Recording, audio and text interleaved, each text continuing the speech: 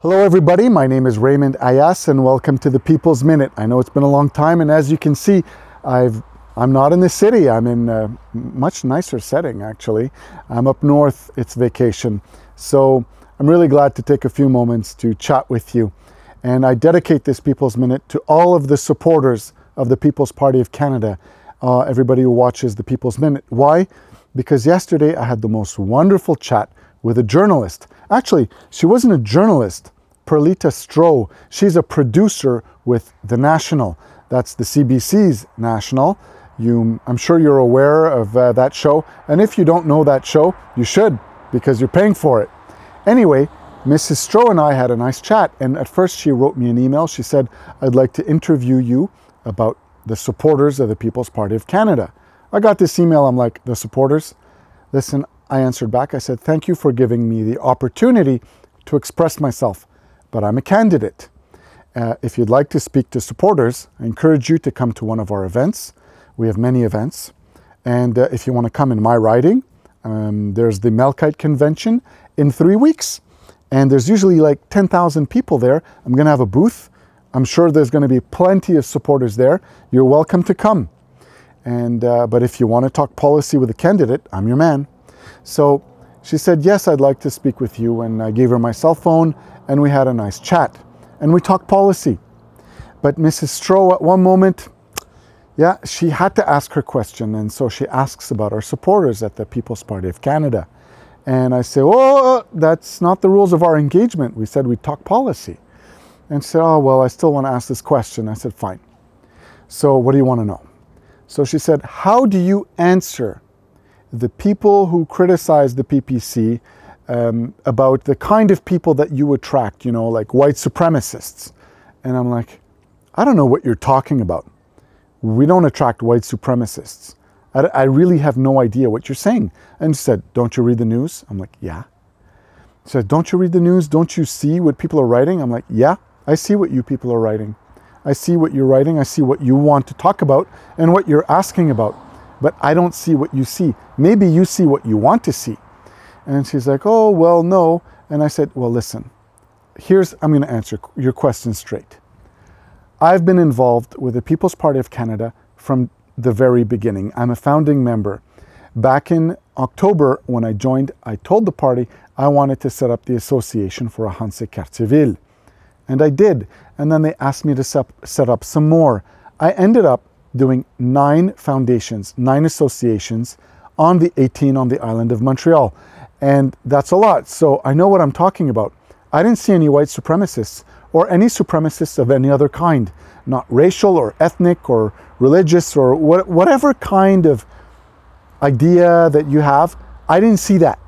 I saw people who cared about our values, who believe in individual freedom, fairness, respect, personal responsibility, our core values, and all of the policies that Maxime Bernier has crafted based on our values. I said, that's what I see, people who want change. And she's like, oh, well, and I'm like, no, not, I didn't see what you're talking about. And I said, furthermore, I was interviewed back in November 2018 by your colleague, Mike Finnerty. This was on CBC's radio show called Daybreak by Mike Finnerty in Montreal. And I said, he had the same obsession that you have with this very same question. The party was just born and he was like grilling me on, you know, whatever you want to call it, you know, racist or whatever. And I'm like, I defended our party and I said what I see, which is the same thing I just told you, but I didn't have the guts to say what I was really thinking. It was my first interview and I regret the way it went. And she says, what do you mean? I said, well, I wanted to tell him, you're grilling me on this so-called whatever nationalist problem, but you never ask Justin Trudeau what he thinks of the Antifa who are voting for the Liberal Party. That's what I wanted to say. Why don't you ask Justin Trudeau if he rejects the vote of the Antifa? I wanted to say that, but I was live, I was nervous, and I didn't do it the way I wanted. But you know what? If you, Mrs. Stroh, want to interview me and we're live, I'm going to say something like that. So you know where I stand. And she says, yeah, I understand. So that was the end of that. And then she says, well, why are you doing this? I said, doing what? She says, why are you running? I said, because it's the right thing. And she says, well, no, why are you running? You could be aligned with the party, pay your membership, and not run. And I said, listen, do you realize what you're doing now? And she says, what? I said, you're asking a man why he's taking a stand. And she's like, what do you mean? I said, when you know, sometimes you don't know what the right thing is, but when you know what the right thing is, you just do the right thing. That's what men do. Obviously women too, but on the spot I said, men do what they have to do. And I said, you step up to the plate and you do what needs to be done. And I know what the chances are. I know what we're up against. I know that all the media is against us. I know all of that. I said, I'm still willing to invest myself because it's the right thing. And because you have to do the right thing. And if nobody else does it, then we're going to stay with our problems and we're never going to progress. And we need to move forward. And we need to do it for Canada. We need to take care of Canadians. And so I realized at that moment, with her moment of silence, like, I'm an extraterrestrial to this woman.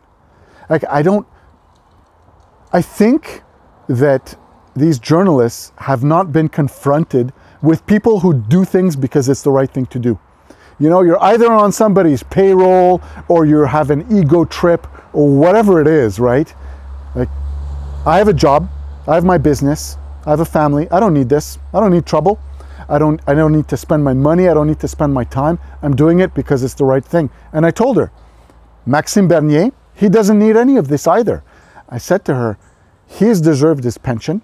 He doesn't need to do this. He can go sit on a board of directors of some company. He can go sit on Barrick Gold or whatever it is and make $300,000 a year like some others did. Have a nice cushy job for the rest of his life. Money coming in, right? He doesn't need to do this. He's doing it because it's the right thing. And all of the people I've met, all the wonderful candidates I've met on the island of Montreal and beyond, when Maxime Bernier presented us a couple of months ago, I met like 30 other candidates, wonderful people.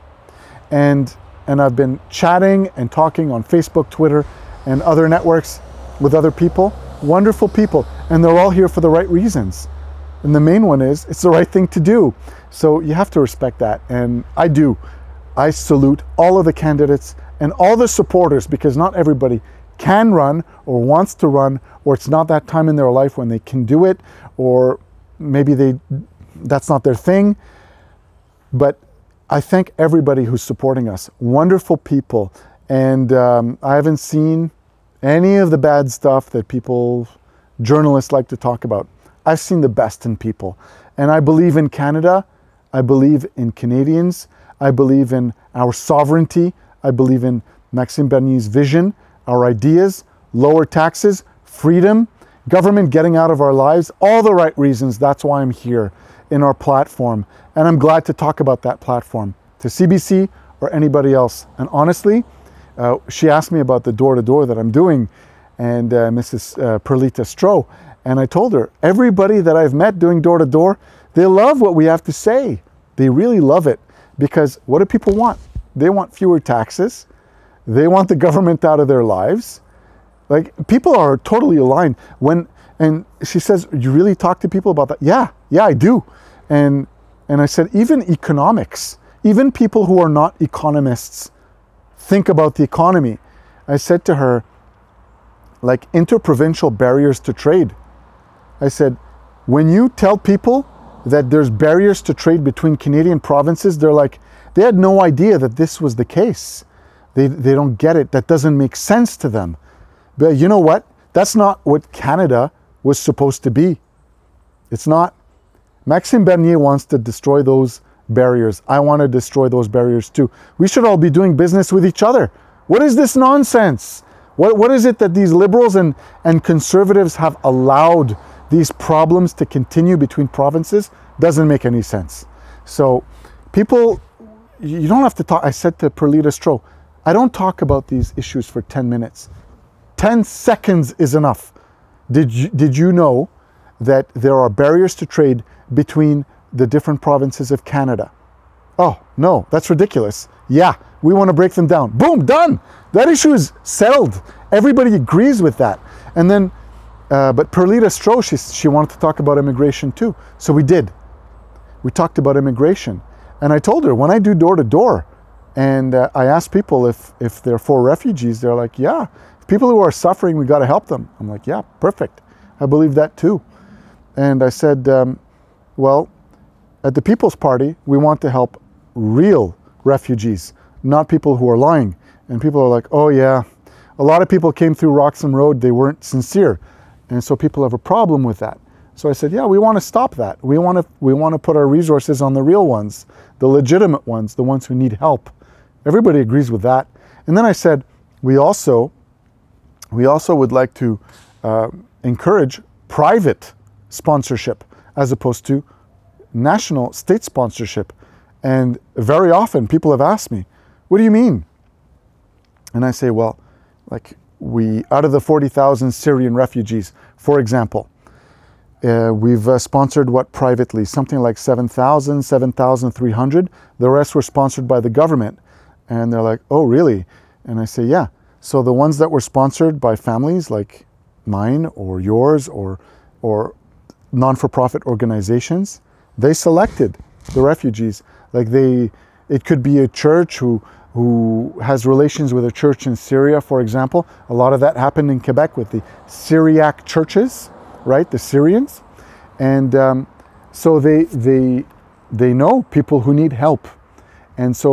And people here sponsor them themselves. So they take the financial responsibility and legal. And people are like, yeah, that's great.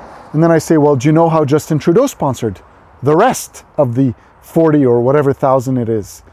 And they're like, no. I said, well, he allowed the United Nations to select them on behalf of Canada. We didn't interview anybody. And people are like, what? Canada was not involved in the selection process? And people don't get that.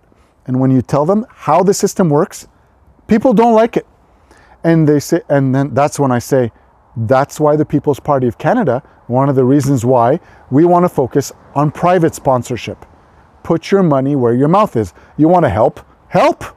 Don't force everybody else to pay taxes so that the United Nations can go select refugees who could be fake refugees or people who don't believe in our values. And people are like, absolutely.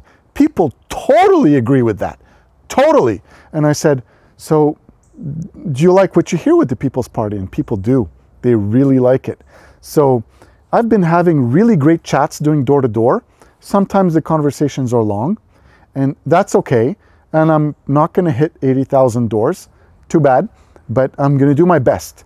And I have people who are helping me fundraise, and we're going to do flyers and do what it takes. We're having great campaigns. I'm sure everybody else is working really hard. We're giving of ourselves because it's the right thing. So Perlita Stroh, I know you and I are gonna talk again. I hope you see this video, and I hope you come to the Melkai Convention on l'Acadie at 10,025 Boulevard l'Acadie. That's in Montreal, in the riding of Ahuntsic-Cartierville, on the 23rd, 24th, 25th of August. The People's Party of Canada is going to have a booth. It's going to be great. So nice speaking with everybody. Thank you for listening to the People's Minute. I look forward to speaking with you soon once again. Have a great vacation if you're off, and if not, work hard and play harder. Bye-bye.